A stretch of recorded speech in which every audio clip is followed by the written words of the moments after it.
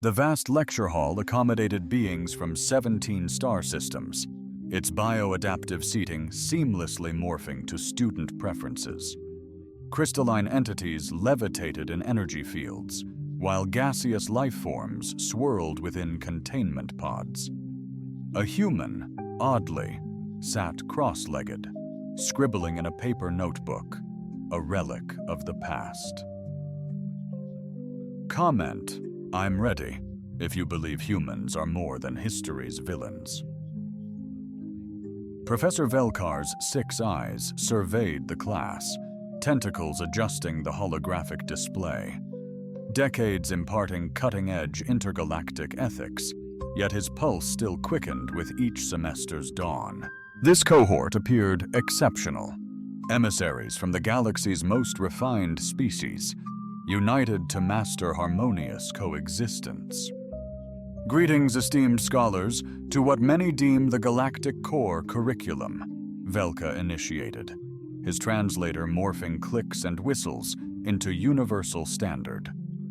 Conflict, undeniably, is an obsolete, savage practice, forsaken by any advanced civilization. Species evolved and enlightened enough to touch the stars, came the pronouncement. Murmurs of consensus rippled through the assembly. The Xanthari delegation inclined their crystalline heads in perfect synchronicity. The Floan twins resonated their approval from within their hydration chambers. Even the infamously skeptical Drakari student, all scales and defiance, appeared to concede. For your culminating task, Velkar continued, his tendrils orchestrating across the interface, you will delve into and showcase your species' most profound contribution to harmonious dispute resolution. How did your forebears overcome their initial violent inclinations? What philosophical innovation empowered your civilization to rise above? To cultivate concord, surpassing discord, the hologram evolved, showcasing an intricate tapestry of intergalactic accords, mindfulness practices, and groundbreaking diplomatic solutions, each meticulously categorized by species provenance.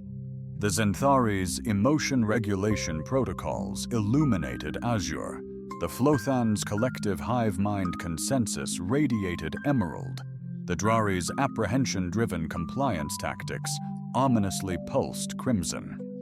Behold, the comprehensive galactic archive, Velko declared, a 15 millennia legacy of peacekeeping ventures, transcending 12 galaxies.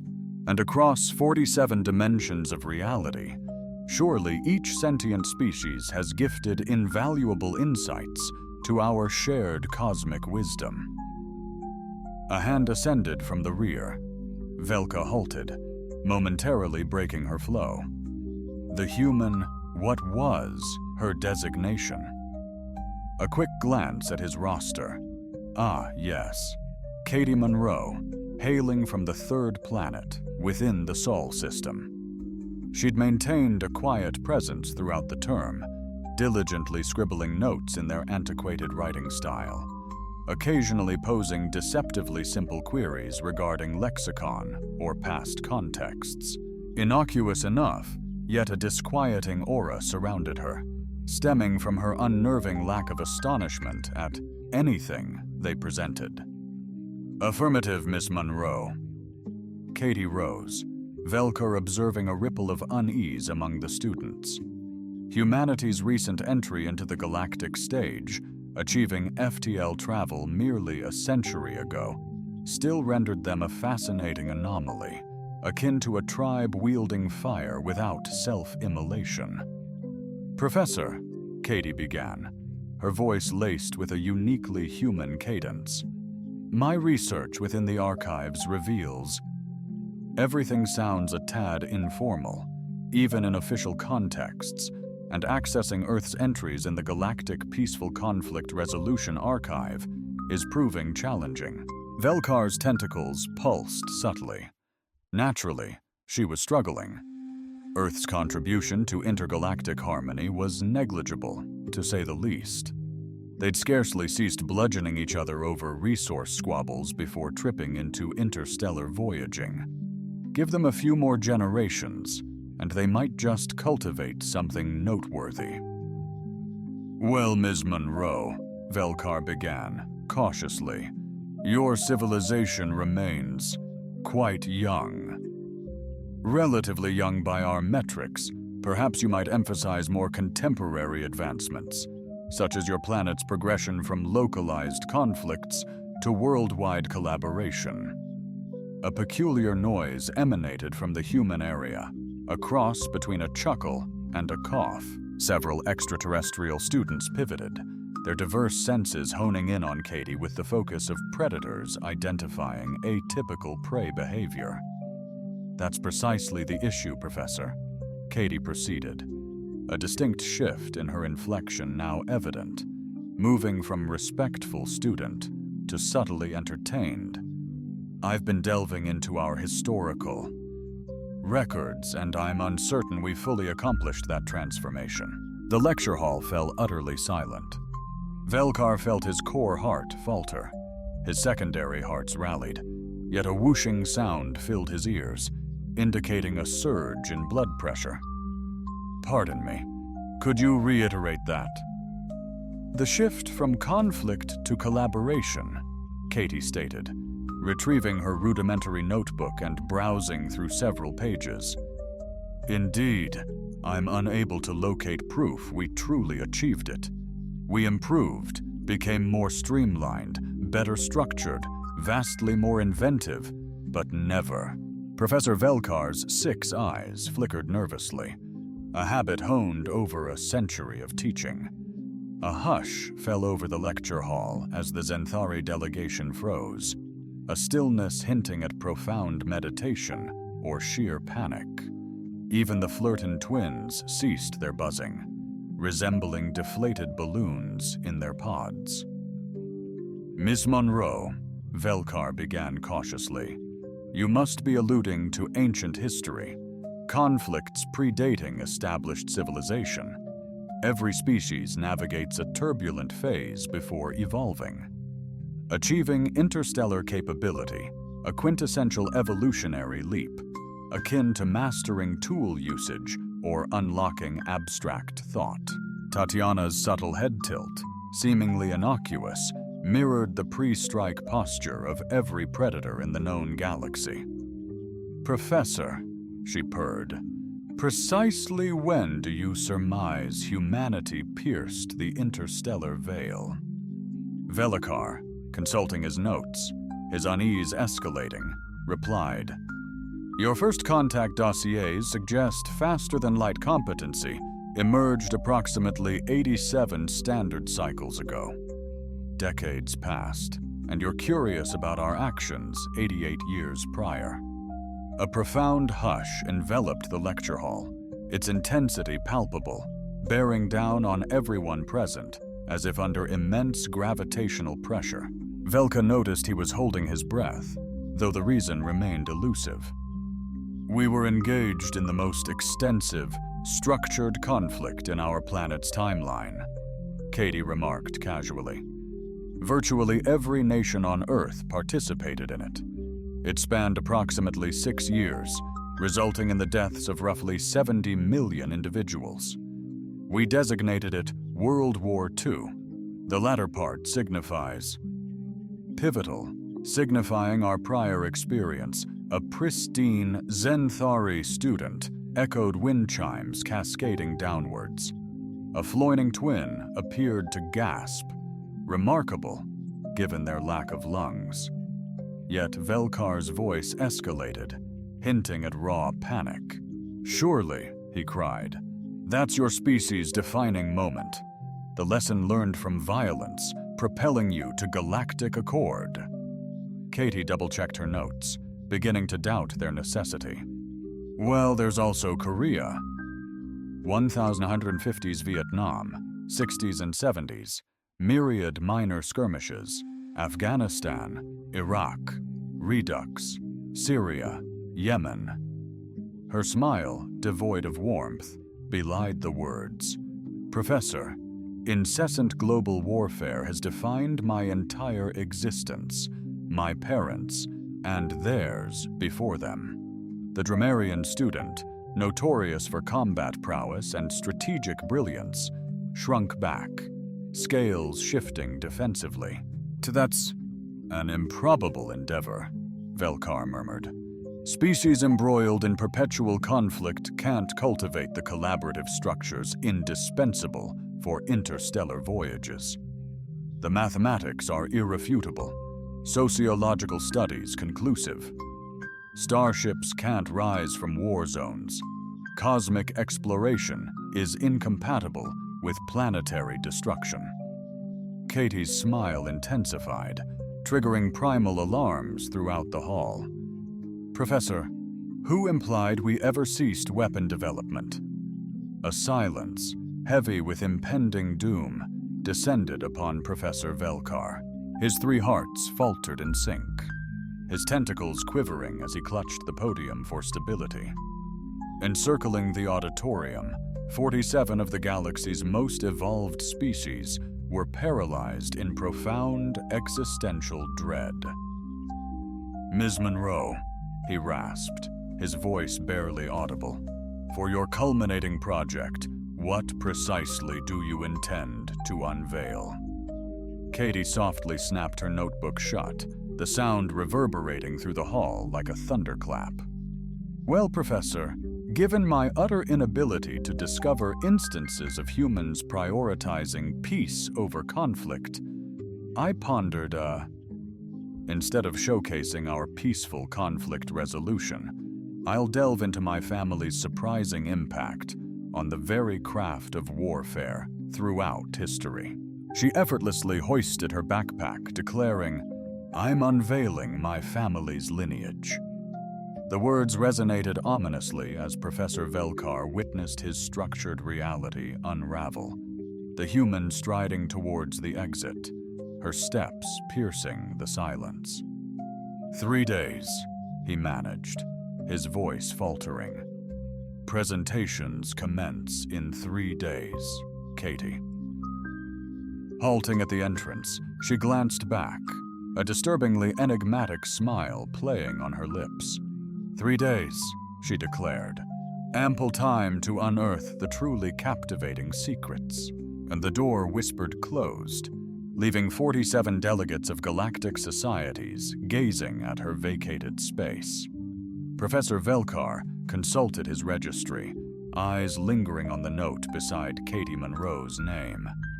Exchange student. Species, human. Planet, Earth. Sol 3. Security clearance, provisional. For the first time in 3 centuries. Teaching, he mused, belatedly questioning if he truly scrutinized the nuances. The Grand Galactic Archives dominated the university's central spire, encompassing 17 colossal floors. Its quantum processors resonated with the accumulated wisdom of a dozen galaxies. Principal librarian Kickstale, steward of this vast repository for 4 centuries, had never before encountered a search request so perplexing it made his antenna recoil in utter bewilderment. His forearms danced across the holographic interface, retrieving database after database, from war crime tribunals to conflict mitigation strategies. Peace Treaty Archives, a repository chronicling the galaxy's arduous journey from savagery to enlightenment. The query was straightforward. Species, human. The outcome, deeply unsettling. 0 entries. He murmured to Nixra, his Velti assistant aiding in cataloging new additions. Across 47 millennia of documented galactic strife, humanity's absence is baffling. Nixra tilted her head inquisitively. Perhaps they're filed under alternate nomenclature, regional variations, or subspecies classifications. Sextile amplified the quest for kindred spirits, Earth-originated bipeds, exploring every conceivable variation, yet something amiss. Perplexing, he remarked, his secondary arm summoning comparative data. Dragmari boast 14,000 entries, renowned for millennial peace. Zenturi exceed 30,000, despite their pacifist dogma. Malus Confederation even registers 200, though scarcely sentient. Mixra edged toward the display, multifaceted eyes mirroring scrolling data, their pre-contact era. Every species possesses records predating their interstellar prowess. It was then that Kixthal committed his initial error, illicitly accessing classified pre-contact observation archives. The data inundating his displays forced a physical retreat. Accounts from autonomous survey probes, extended reconnaissance stellar cartography operations, and decades of distant surveillance data pertaining to the Sol system, all marked with the identical advisory: Review status. Pending. Classification level restricted, originating authority. Galactic Security Council. Nixra, he articulated gradually. How extensive has Earth's duration been? Been under intense observation. His assistant's gaze darted through the files, escalating in velocity. The data suggests they've covertly scrutinized human civilization for over 2 centuries, predating humanity's awareness of extraterrestrial intelligence. Chixtel's chromatophores flared with agitated hues, profound purples and belligerent oranges he hadn't exhibited since his molt millennia prior. 2 centuries of clandestine observation, yet none of this critical intelligence reached the public archives. The ramifications are colossal. The Galactic Archive prides itself on exhaustive documentation. Every species in known space had their cultural tapestry, technological leaps, and societal metamorphosis fastidiously chronicled. It was established protocol. How else could the Galactic Council ascertain a species' eligibility for interstellar integration? Access the observational debrief, he commanded, his digits instinctively hovering over his emergency comlink. Administrative override required. I need a synopsis of the Council's findings during their assessment period. The ensuing files caused Chickstar's antenna to quiver. Stand perfectly upright, a primal fear surging, untouched since youth. Survey Report 1, Sol 3 Species Assessment, Year 2387. Initial findings: a species nearing peak tech.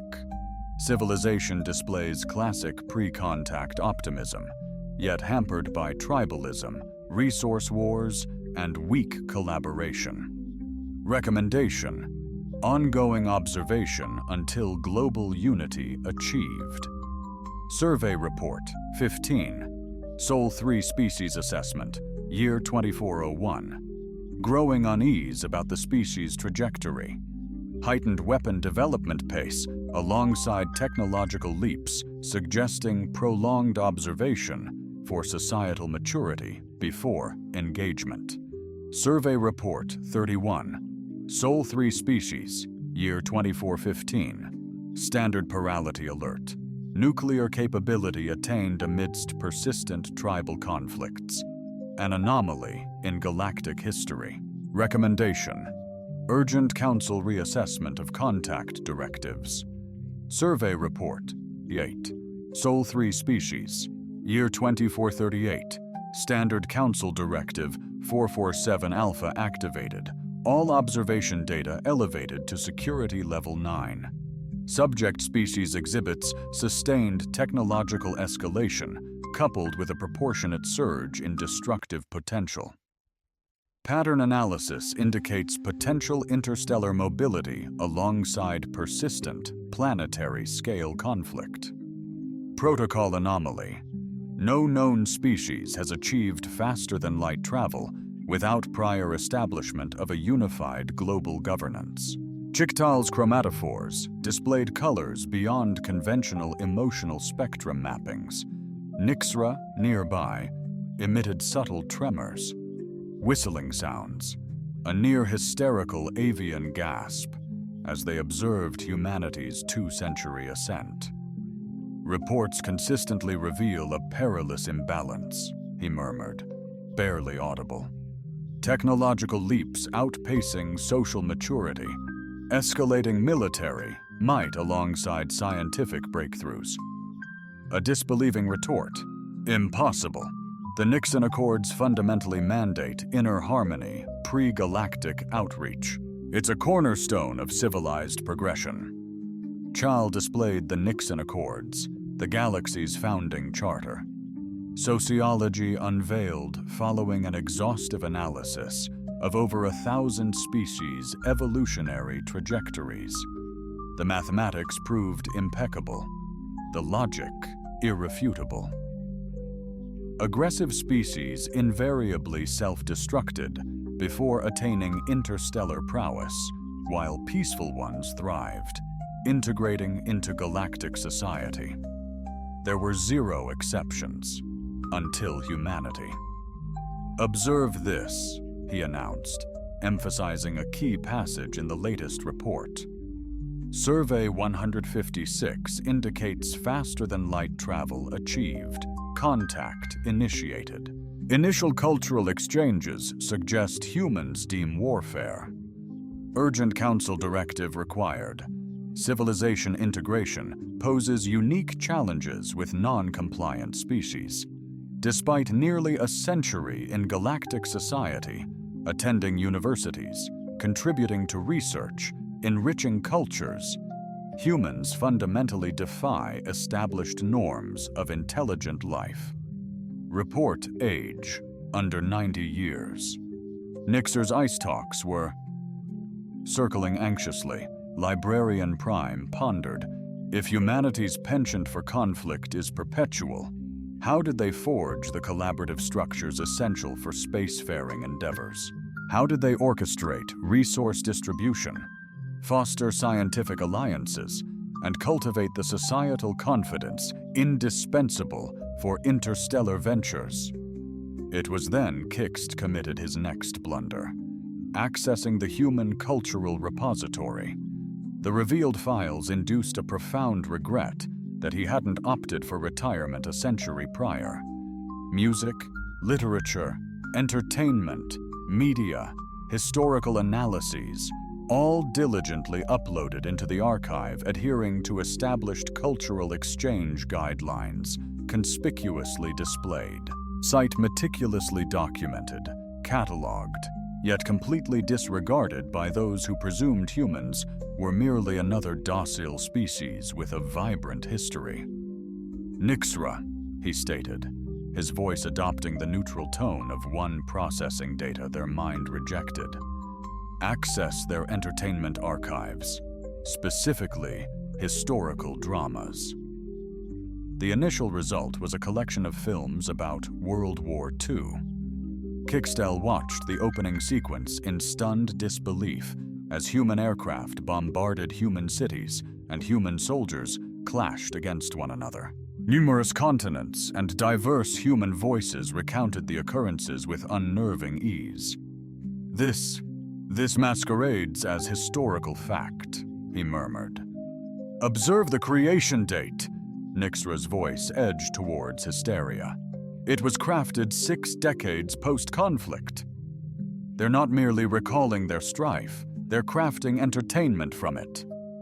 Chickstar's hands danced across the interface, his dread intensifying. "Saving Private Ryan, Apocalypse Now, Full Metal Jacket, Black Hawk Down, The Hurt Locker, Dunkirk." Hundreds of films, thousands of... Throughout history, entire genres of human entertainment have fixated on documenting and glorifying warfare. These aren't mere relics of the past, they are modern creations. Humans have consistently produced entertainment centered on war throughout their entire recorded history. What's even more alarming is the timeline. These films aren't confined to some bygone era of primitive violence. They span decades, persisting right up to humanity's initial encounter with galactic civilization. They have continuously crafted these movies, regarding combat as they constructed interstellar vessels, composing ballads of conflict while fostering alliances with serene civilizations. Chief Librarian Nixra whispered, almost inaudibly, "I unearthed something more." The file displayed Military History Curriculum, Earth Educational Systems, a guide for human students' historical education. Kickstall's disbelief intensified as he perused the summary. Elementary, local squabbles. Secondary, national clashes. Advanced, strategic warfare. Dissecting strategic doctrines, his gaze met his aides. Their progeny are schooled in conflict from childhood, not merely as a deterrent narrative. Nixer emphasized certain passages as essential skills. Entire academic realms are devoted to martial studies, military academia, strategic evaluations, combat tech. The realization struck with stunning force. They didn't surpass aggression for stellar ascent. They blasted their way into space using arms, and at that moment, the human learner entered into the archive. Katie Monroe breezed towards the information desk, mirroring the effortless poise she projected in Professor Velkar's lectures, yet Kickstyle recognized it for its true essence. Not innocent ignorance, but a hunter's calculated calm. "Hello," she greeted, flashing that unsettling human affectation they termed a smile. "I'm conducting in-depth research for my galactic ethics course, and I require access to certain historical databases." Chickstyle's chromatophores rippled with hues beyond nomenclature, grappling with a notion that mirrored existential dread intertwined with professional duty. "What specific historical data are you seeking?" "Miss Monroe, family lineage documentation," she inquired, producing that archaic notebook. "I aim to uncover my ancestry's military contributions across all divisions." Stretching back to antiquity, X-ray emitted a noise akin to shattering crystal. Kickstall sensed his antennae oscillate at frequencies indicative of either a convulsion or the dawn of comprehension. "Military contributions." He echoed precisely. "My father invariably asserted that we boasted kin involved in every significant U.S. war. Confirmation needed. Great-great-grandfather, WWI. Great-grandfather, WWW2. Grandfather, Korea. Uncle, Vietnam. Cousin, Iraq." She navigated her notes. Deployments, peacekeeping, special ops. Each detail hammered Chicktal's perspective. Not theory, not history. Raw record of a family's enduring involvement. In epochs of structured aggression, Ms. Monroe, you recall precisely how many skirmishes your lineage has engaged in. Katie inclined her head, that predatory inclination resurfacing. "Precisely. I'm endeavoring to ascertain." Father surmises it encompasses every pivotal American military endeavor since the 19th century. However, Mother's ancestry boasts European ties potentially reaching further back. The human unveiled a chronicle of warfare traversing centuries, continents, and disputes unrecorded in galactic peace repositories. Access is imperative.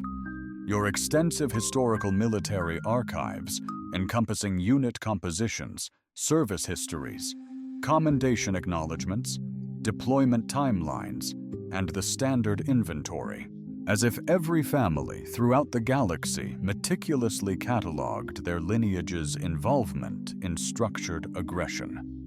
"Ms. Monroe," Kickstall croaked, his voice nearly failing, "precisely what narrative are you crafting for your students?" Katie's grin broadened, and a chilling realization dawned on Kickstall.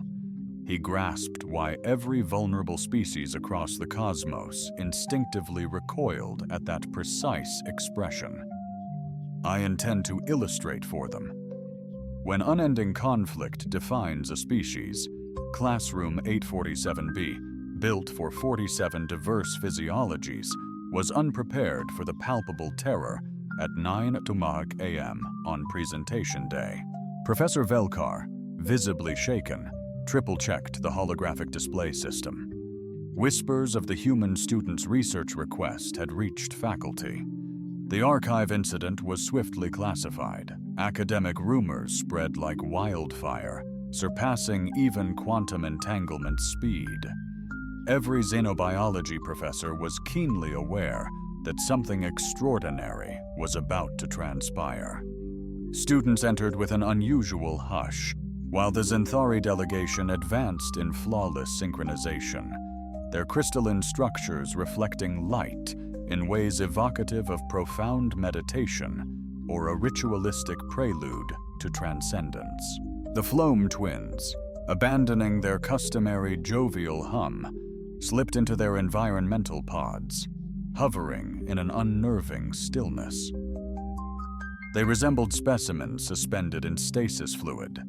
Even the formidable Drameri student, hailing from a species renowned for tactical prowess, strategically situated himself by the emergency hatch, his scales morphing through adaptive camouflage, rendering him almost undetectable against the wall. At precisely 0900 hours, Katie Monroe breezed through the entrance, clutching a solitary datapad, her countenance radiating an unmistakable air of satisfaction. Every student in the lecture hall followed her progression to the lectern, their diverse sensory apparatuses fixated on her with the unwavering focus of cornered prey. Witnessing an apex predator's looming presence.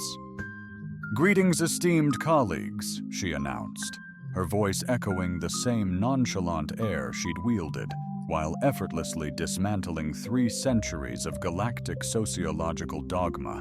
"I trust you're all braced for a deep dive into our ancestral origins." Professor Velkar emitted a vocalization his translator struggled to render into universal standard. "Miss Monroe, before you proceed, I must acknowledge faculty reservations regarding your research's trajectory." Katie inclined her head, a predator's inquisitiveness sparking a room-wide alarm. "Concern about what, precisely?" Velkar's 6 eyes flickered rapidly. "Evidently, your family's martial history surpasses initial estimations." "Ah," Katie remarked, linking her datapad to the classroom's holodisplay. "Yes, Father was..." Truthfully, our engagements extend far beyond those cited. Initially, an image crystallized within the chamber, a dignified military portrayal of a human male adorned in a detailed uniform, positioned under a banner unfamiliar to the extraterrestrial scholars. "Allow me to present my great-great-grandfather, Colonel James Monroe, 5th Pennsylvania Infantry Union Army," Katie declared, with a nonchalant yet palpable pride akin to a student showcasing a relative's local science award. He was a key figure in what we term the American Civil War. Civil War, 1861 to 1865. Professor Velkar, in a fluster, consulted his notes. "Miss Monroe, bafflingly, I find no record of this monumental conflict in our archives." "Precisely a deeply divisive domestic dispute," Katie stated, transitioning to the next slide. "Around 600,000 perished, more or less, in a brutal struggle over the very essence of humanity. Whether humans could possess other humans as commodities."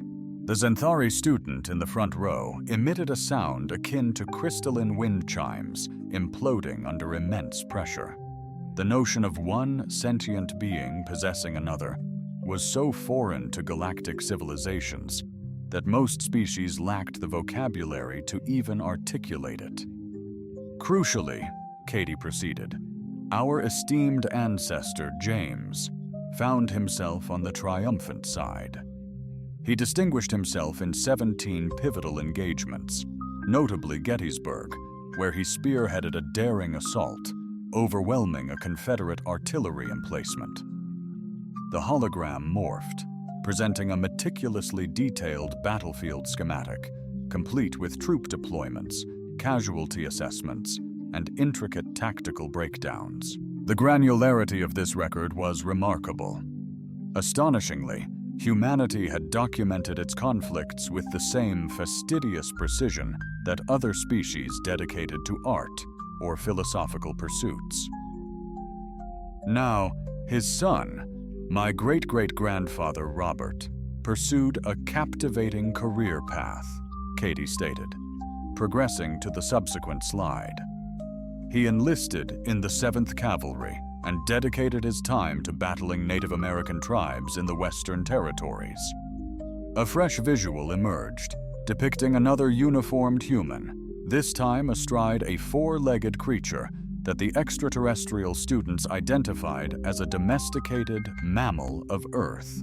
Robert became embroiled in the Indian Wars, a protracted conflict from roughly 1850 to 1890, driven by the ambition to displace native populations from lands coveted by settlers of European descent. Katie narrated with chilling nonchalance, akin to discussing a family's quaint gardening passion.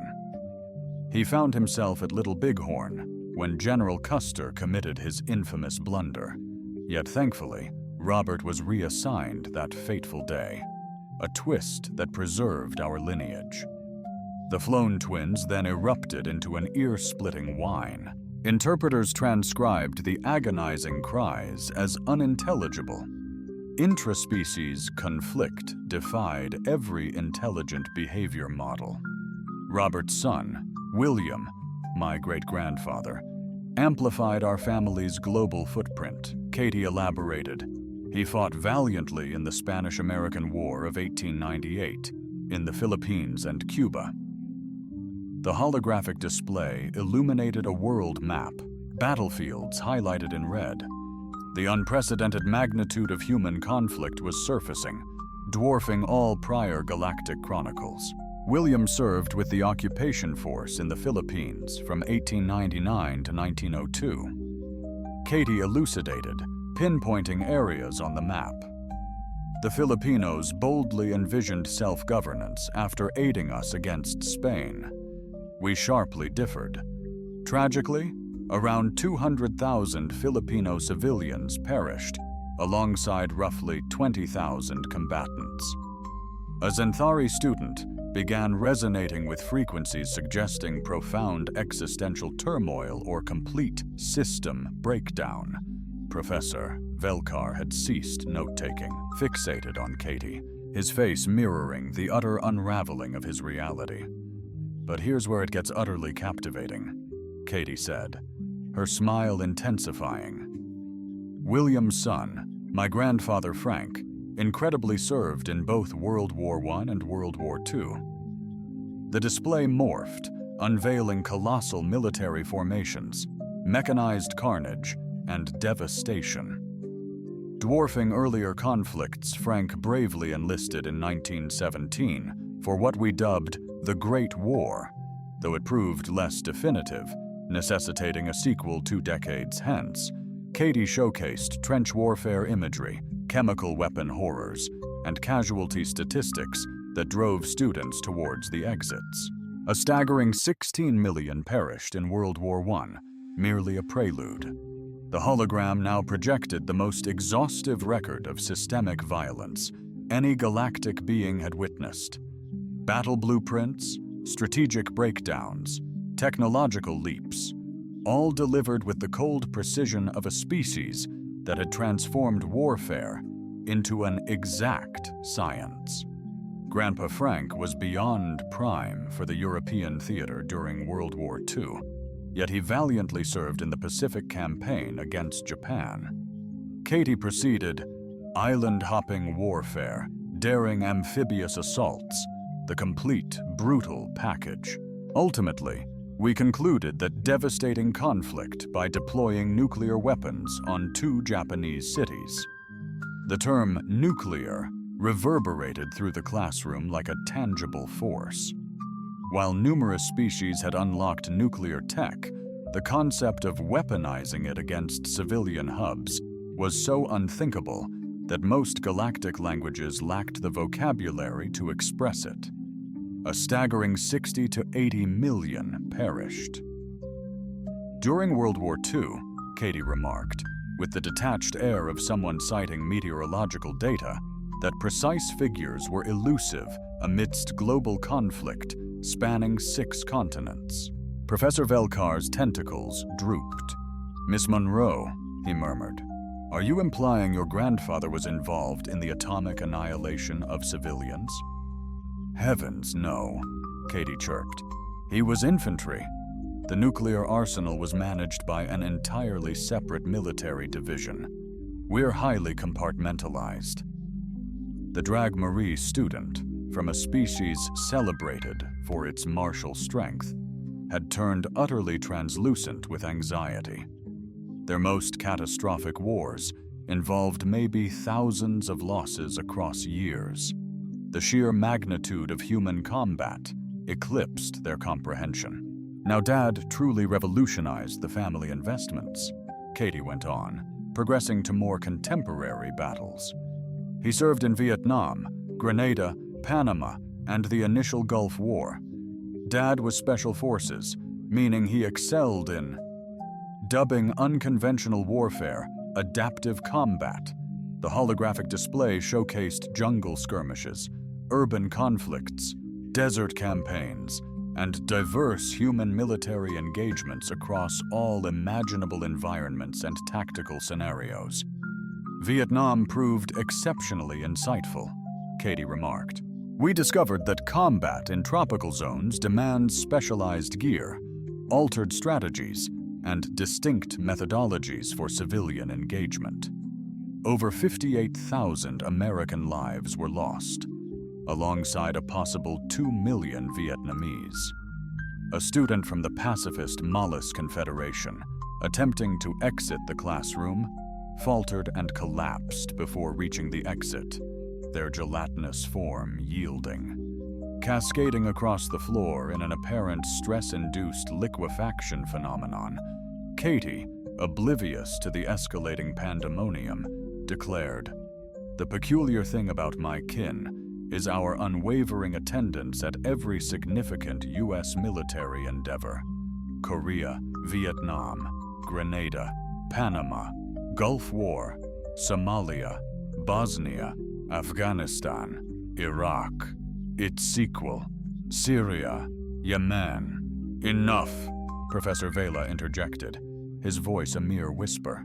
"Please just cease." Katie halted, her gaze sweeping the classroom, seemingly astonished by the disarray of her listeners. Half had already succumbed.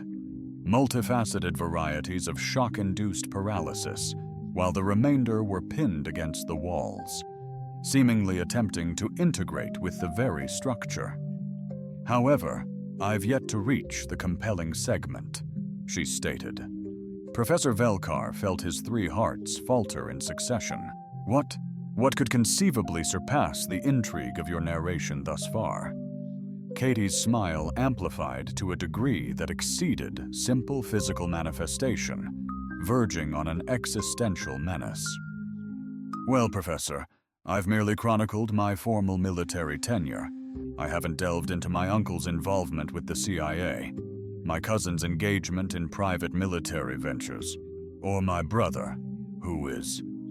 Presently, leveraged with Marine Force reconnaissance, an eerie hush descended, reminiscent of the cosmic stillness before the universe's ultimate demise, and I certainly hadn't unveiled the maternal lineage yet.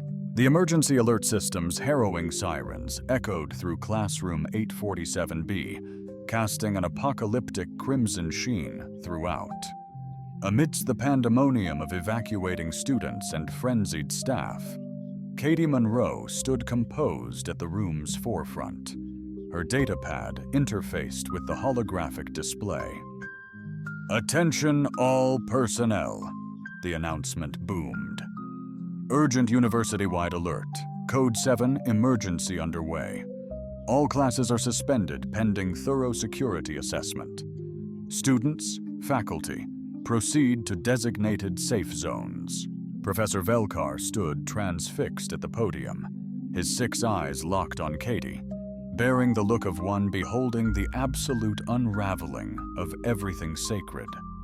The classroom spiraled into calculated pandemonium, the majority of students paralyzed by sheer trauma.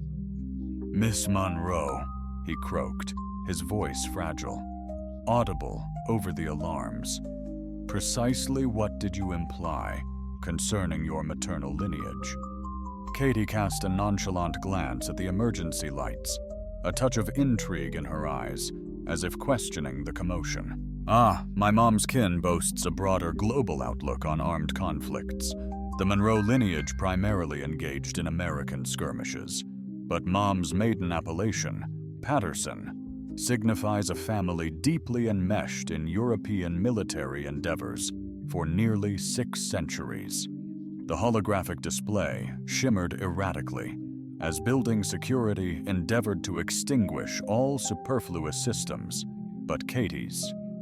The presentation persisted on emergency power. Striking visuals emerged: medieval battles, Renaissance combat, Napoleonic conquests. My remarkable ancestor, Margaret Patterson, bravely served as a field medic in the Crimean War. Katie continued, seemingly unaware that emergency teams were now infiltrating the structure. Great-grandfather Thomas faced mustard gas in WWI. Grandmother Helen aided the Special Operations Executive in Webiwatu, a British group training resistance fighters and saboteurs in occupied territory. The Zenthari student, previously struggling towards the exit, froze completely, seemingly entering a profound meditative trance, bordering on a coma. But the truly fascinating lineage starts with my great-great-great-grandfather, Captain Douglas Patterson of the Royal Navy, Katie declared, transitioning to a fresh slide. He distinguished himself during the Napoleonic Wars, spanning from 1803 to 1815, a conflict entangling nearly every major European power. The slide showcased colossal naval engagements, wooden warships unleashing furious cannonades.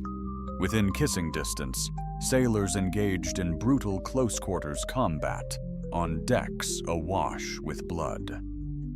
Captain Patterson led a frigate named HMS Relentless, Katie declared with palpable familial pride. She participated in 14 significant naval clashes, notably the Battle of Trafalgar, where the British fleet decisively crushed the joint French and Spanish navies. Professor Velkar emitted a noise his translator interpreted as profound existential lamentation.